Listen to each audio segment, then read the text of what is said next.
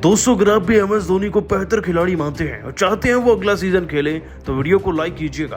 दोस्तों धोनी के चमत्कारी DRS को देखकर पाकिस्तानी दिग्गजों ने उनके कसीदे पढ़ने शुरू कर दिए हैं। क्या क्या बोले एक एक दिग्गज का बयान आपको दिखाएंगे, लेकिन इससे पहले आप सभी को क्या लगता है, क्या धोनी को अगला सीजन IPL का खेलना चाहिए या नहीं, नीचे कमेंट कीजिएगा।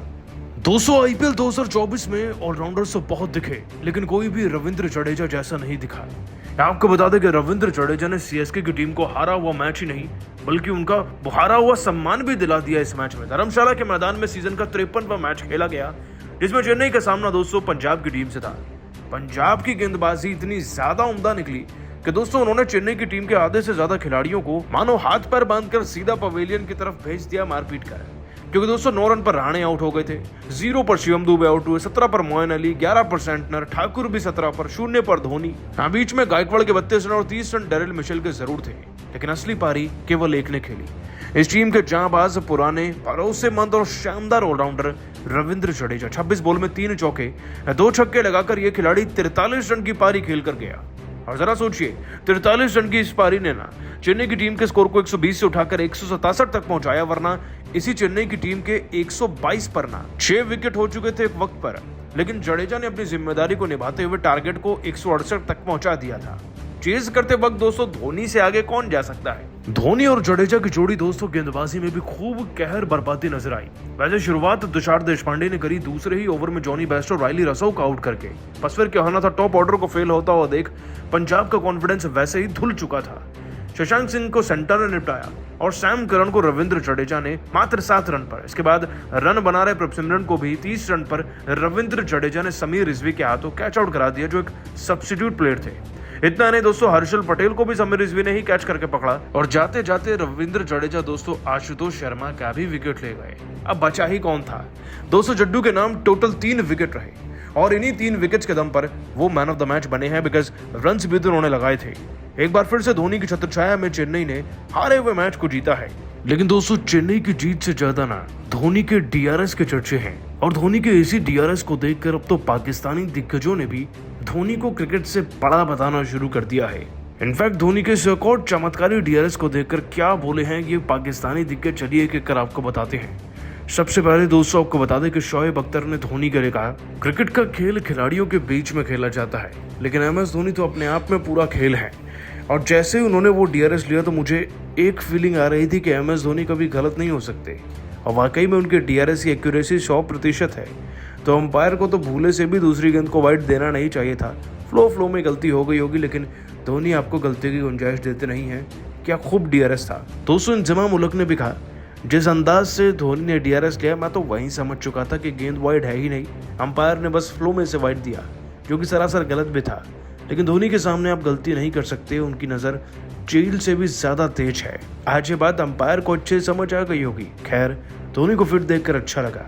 तो वही दोस्तों रमीज रजा ने कहा, मुझे लगता है कि DRS की फुल फॉर्म एक्चुअली में धोनी रिव्यू सिस्टम भी होनी चाहिए गूगल पर, क्योंकि धोनी जब इसे इस्तेमाल करते हैं ये तब ही चलता है, 100% चलता है। दोस्तों शायद अफरीदी ने भी लिखा, MS धोनी वो खिलाड़ी है जो मैदान में बल्लेबाजी करे तो पूरे तन मन धन के साथ करते हैं, और DRS ले तो ऐसा लेते हैं कि मैदान में 10-12 अंपायर भी आ जाना तो हर एक एंगल से ढूंढ कर भी धोनी की गलती नहीं निकाल पाएंगे। शानदार DRS था वो दोस्तों। MS धोनी ने एक वाइड का DRS लिया तो विश्व भर में इतने चर्चे हो गए। वैसे वो फिट एंड फाइन लग रहे हैं, लेकिन आप सभी को क्या लगता है, उन्हें अगला सीजन खेलना चाहिए नहीं, नीचे कमेंट कीजिएगा। दोस्तों IPL का सबसे जबरदस्त मुकाबला धर्मशाला के मैदान पर चेन्नई सुपर किंग और पंजाब किंग के बीच खेला गया। इस मुकाबले में पंजाब किंग ने टॉस जीतकर पहले गेंदबाजी करने का फैसला किया और चेन्नई सुपर किंग को बल्लेबाजी करने के लिए आमंत्रित किया।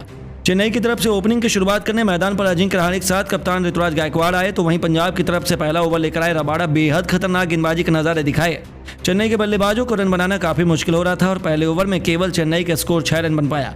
पंजाब की तरफ से दूसरा ओवर लेकर आए टीम के सबसे खतरनाक गेंदबाज अर्शदीप सिंह, लेकिन इनका स्वागत अजिंक्य रहाणे ने पहली गेंद पर शानदार चौका लगाकर किया और अपनी टीम के स्कोर को आगे बढ़ाया। लेकिन अर्शदीप सिंह ने इस मौके का बदला ओवर की 5वीं गेंद पर अजिंक्य रहाणे को पवेलियन का रास्ता दिखाकर ले लिया और अपनी टीम को पहली सफलता केवल 12 रनों के स्कोर पर दिला दी। अजिंक्य रहाणे केवल 9 रन बनाकर पवेलियन लौट गए और मैदान पर कप्तान ऋतुराज गायकवाड़ का साथ देने के लिए नए बल्लेबाज डेरिल मिशेल आ चुके थे। चेन्नई का स्कोर 2 ओवर में केवल 13 रन बन पाया।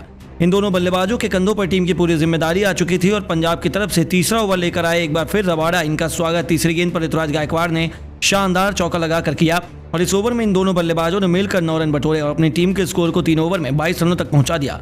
पंजाब की तरफ से चौथा ओवर लेकर आए एक बार फिर से अर्शदीप सिंह।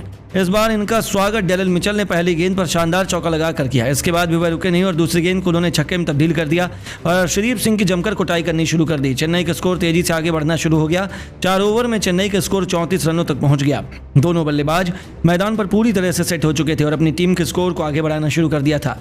पंजाब टीम के कप्तान सैम करन को विकेट की तलाश थी और उन्होंने 5वां ओवर लेकर खुद बेहतरीन गेंदबाजी का नजारा दिखा रहे थे। चेन्नई के बल्लेबाज एक रन के लिए तरस रहे थे और इस ओवर में चेन्नई के बल्लेबाजों ने केवल 7 रन बना पाए और टीम के स्कोर को 5 ओवर में 41 रनों तक पहुंचा दिया।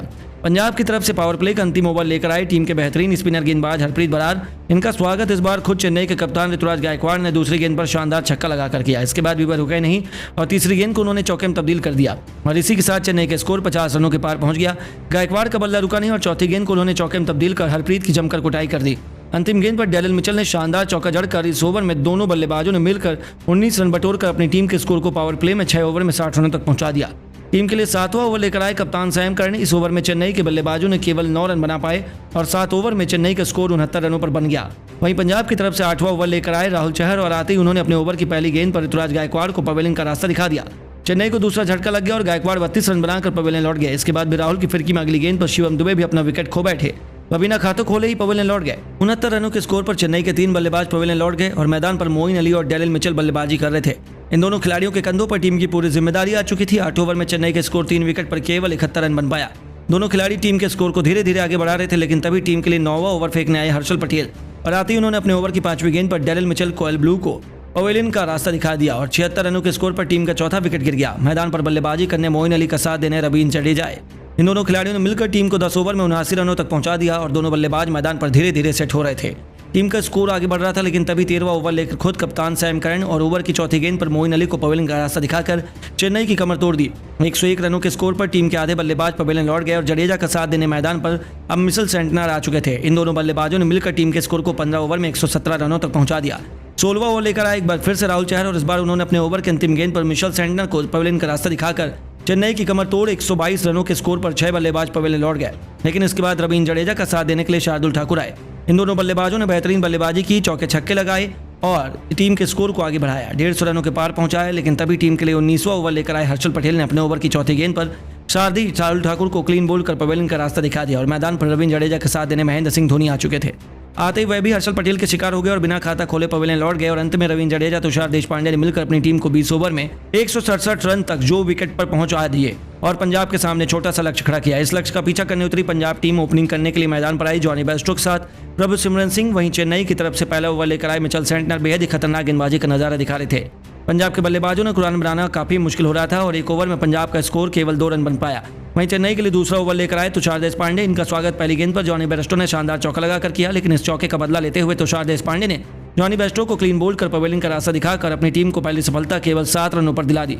जॉनी बेस्टो 7 रन बनाकर पवेलियन लौट गए और मैदान पर नए बल्लेबाज रैली रूसो आ चुके थे, लेकिन तुषार देशपांडे की खतरनाक गेंदबाजी के आगे यह बिना खाता खोले पवेलियन लौट गए। पंजाब किंग को 7 रनों के स्कोर पर दूसरा झटका लग गया। पंजाब की टीम डगमगाती हुई नजर आने लगी, लेकिन एक तरफ से प्रभुसिमरन सिंह मैदान पर टिके हुए थे। उनका साथ देने के लिए अब नए बल्लेबाज शशांक सिंह आ चुके थे और ओवर में पंजाब का स्कोर केवल 9 रन बन पाया। 2 विकेट भी गिर चुके थे और चेन्नई की तरफ से तीसरा ओवर लेकर आए एक बार फिर मिचेल सेंटनर बेहतरीन गेंदबाजी का नजारा दिखाते हुए इस ओवर में उन्होंने केवल 2 रन दिए और पंजाब का स्कोर 3 ओवर में केवल 11 रन बन पाया। चेन्नई की तरफ से चौथा ओवर लेकर आए एक बार फिर से तुषार देशपांडे। इनका स्वागत इस बार शशांक सिंह ने पहली गेंद पर शानदार चौका लगाकर किया और अपनी टीम को संभाला और कछुए की रफ्तार से पंजाब का स्कोर आगे बढ़ रहा था। 4 ओवर में पंजाब का स्कोर केवल 16 रन बन पाया और टीम बड़ी मुश्किल में खड़ी थी। वहीं चेन्नई पूरी तरह से मैच में हावी हो चुकी थी और एक बार फिर विकेट की तलाश में चेन्नई की तरफ से 5वां ओवर लेकर आया रिचर्ड ग्लेसियन। इनका स्वागत पहली गेंद पर शशांक सिंह ने शानदार चौका लगाकर किया। शशांक के बाद प्रभुसिमरन सिंह का बल्ला रुका नहीं और उन्होंने भी ग्लेसन की तीसरी गेंद पर शानदार छक्का जड़ दिया। पंजाब का स्कोर तेजी से आगे बढ़ना शुरू हो चुका था और 5 ओवर में पंजाब का स्कोर 31 रनों तक पहुंच गया। वहीं चेन्नई की पावर प्ले का अंतिम ओवर लेकर आए एक बार फिर तुषार देशपांडे। इनका स्वागत पहली गेंद पर प्रभुसिमरन सिंह ने शानदार छक्का लगा करके किया और इसके बाद भी वह रुके नहीं और दूसरी गेंद को उन्होंने चौके में तब्दील कर दिया और इन दोनों बल्लेबाजों ने बेहतरीन अंदाज में अपनी टीम को संभाल कर पूरी तरह से सेट हो चुके थे। पंजाब का स्कोर 6 ओवर में 47 रनों तक 2 विकेट पर पहुंच गया। प्रभसिमरन सिंह और शशांक ने मिलकर अपनी टीम की बेहतरीन अंदाज में संभाल कर एक के बाद एक कई चौके छक्के लगाए और इन दोनों खिलाड़ियों के बाद भी पंजाब के कई बल्लेबाज मैदान पर आते गए और एक के बाद एक कई चौके छक्के लगाए। वहीं चेन्नई में भी बेहतरीन गेंदबाजी दिखाई और मैच को पलटते हुए अंतिम ओवर तक पहुंचा दिया। इसके बाद तो दोनों टीमों किसी एक टीम को विजेता बता पाना काफी मुश्किल था। लेकिन दोस्तों, अब आपको क्या लगता है, महेंद्र सिंह धोनी इस बार अपनी टीम को IPL में ट्रॉफी दिला पाएंगे या नहीं? नीचे कमेंट करके जरूर बताइए।